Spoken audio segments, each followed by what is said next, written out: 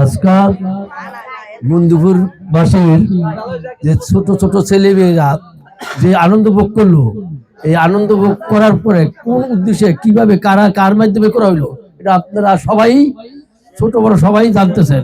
আমার বাগিনা গোলাম মোর্শেদ তার মাধ্যমে আপনাকে মনের ভিতরে আনন্দ উৎসব দিয়া ছেলে মেয়েদের সবাইকে মন জয় করে দিল।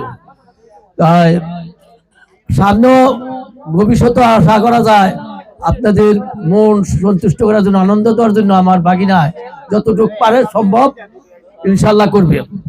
আর আমার একটা অনুরোধ হলো, আমার বাগিনায় যে প্রজেক্টটার জন্য নিয়োগ করছে আল্লাহ তাকে কামিয়াব করুক। সবাই এই প্রজেক্টটার জন্য দোয়া করবেন, যাতে মন্দিরপুরবাসীর এই প্রজেক্টটা করলে মন্দিরপুরবাসীকে অন্য অন্য গ্রাম অন্য অন্য বাংলাদেশের সবাই মানুষ এই মন্দিরপুর মানুষকে সবাই চিনতে পারে যে মন্দিরপুরবাসীর মন্দিরপুর গ্রামে একটা সুইমিং পুল, একটা কমিউনিটি সেন্টার একটা তৈরি হয়েছে, ওয়াটার পার্ক একটা তৈরি হয়েছে মন্দিরপুর। এটা একটা আমাদের গৌরব। এই গৌরবের জন্য মন্দিরপুরবাসী বাংলাদেশের সব জায়গায় যে চিনতে পারবো যে মন্দিরপুর গ্রামে একটি ওয়াটার পার্ক সুইমিং পুল তৈরি হয়েছে, এবং মানুষ আসা যাওয়া করবে, দেখবে মন্দিরপুর গ্রামটাকে উন্নত মনে করা হবে। এই বলে আমার বক্তব্য শেষ করলাম। সবাই ধন্যবাদ।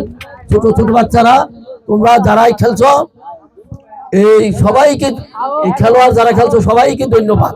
আমার অন্তরের অন্তর থেকে তোমাদেরকে সবাইকে ধন্যবাদ। তোমরা ভালো থাকো, সুস্থ থাকো, এবং বাপ মার কথা কিন্তু সবাই শুনবা।